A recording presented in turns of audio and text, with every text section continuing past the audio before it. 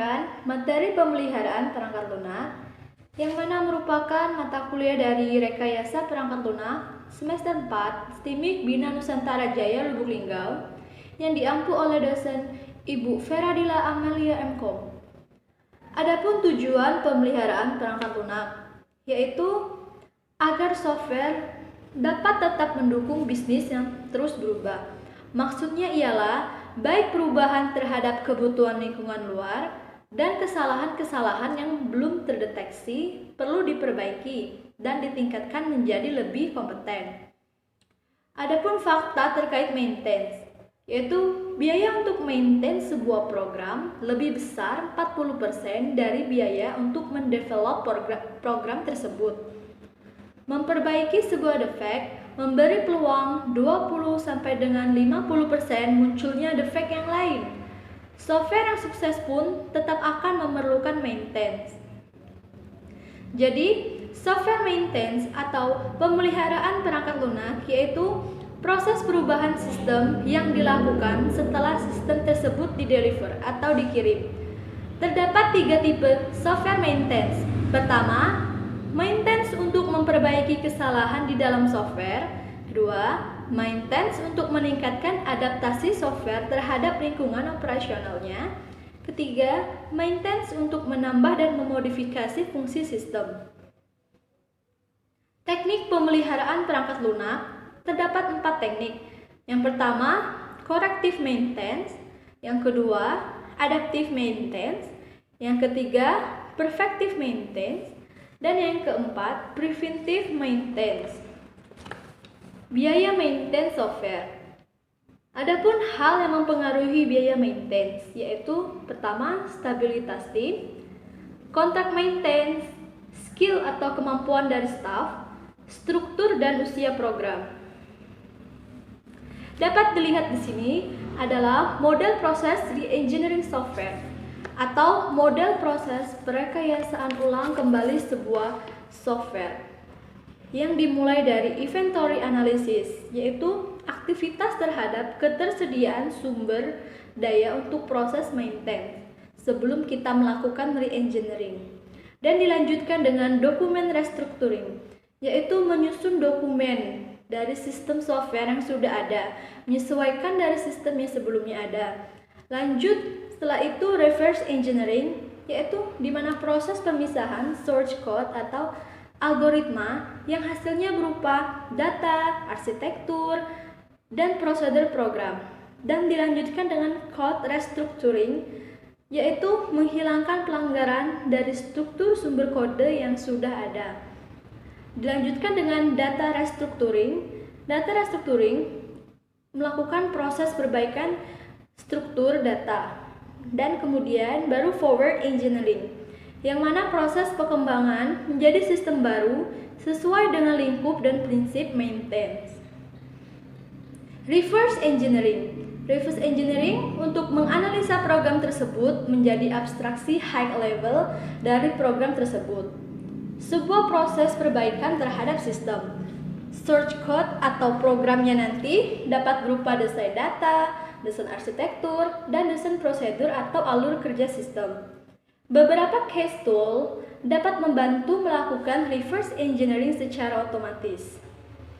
Reverse engineering flow dimulai dari kita mereks struktur kode, memahami struktur kodenya terlebih dahulu, kemudian extract abstraction atau kita mengekstrak abstraksi prosedural yang dipresentasikan dari restruktur kode tadi.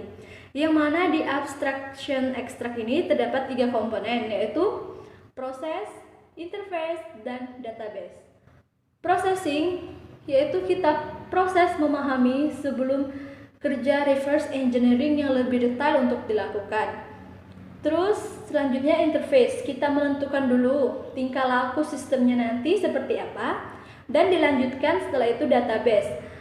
Database direkayasa ulang dari yang ada tadi untuk mengakomodasikan paradigma manajemen database baru. Dan selanjutnya, the final specification ada refine dan simply, yang mana penyaringan dan penyederhanaan spesifikasi akhir dari sistem yang direkayasa tersebut. Perbaikan dalam keadaan darurat.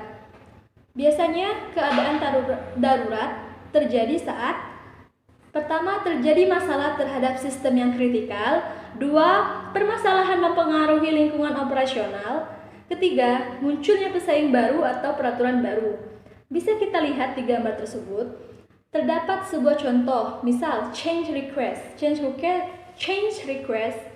di mana melakukan perubahan dari suatu permintaan atau request dari suatu klien tersebut. Kemudian, analysis search code. Kita menganalisis algoritma atau kodenya. Setelah itu, modify search code atau kita memodifikasi kode yang telah dilakukan. Baru setelah selesai dimodifikasi kode tersebut, deliver modified system atau kita mengirimkan modifikasi sistem tersebut. Forward engineering dan re-engineering. Jika forward engineering itu membuat sistem baru, sedangkan re-engineering memperbarui, merekayasa ulang sistem yang sudah ada. Forward engineering dimulai dengan sistem spesifikasi. Kita menentukan dulu sistem yang akan dibuat. Dilanjutkan dengan design dan implementation, yang mana setelah itu kita membuat desain dan mengimplementasikannya, mencoba. Setelah itu barulah menjadi sebuah sistem yang baru. Sedangkan untuk re-engineering ini dimulai dari existing software system, yang mana sistem perangkat lunak yang sudah ada tersebut. Selanjutnya di understanding and transformation, yang mana kita memahami terhadap pemahaman sistem yang sudah ada tersebut. Setelah itu re-engineered system, atau kita merekayasa kembali sistem tersebut menjadi lebih kompeten. Terdapat alur kerja maintain software. Contoh seperti gambar flowchart di sini.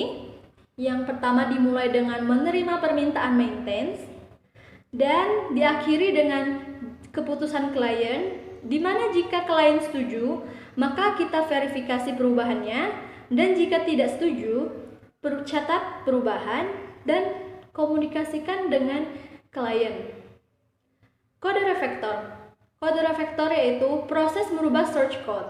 Tujuannya untuk search code lebih mudah dibaca, mengurangi kompleksitas, meningkatkan kemudahan maintenance. Contoh refactor. Misal, kita merubah nama metode dan field menjadi nama yang menggambarkan kegunaannya. Baiklah, hanya itu saja yang bisa saya dapat sampaikan. Jika masih terdapat kekurangan, saya mohon maaf. Assalamualaikum warahmatullahi wabarakatuh.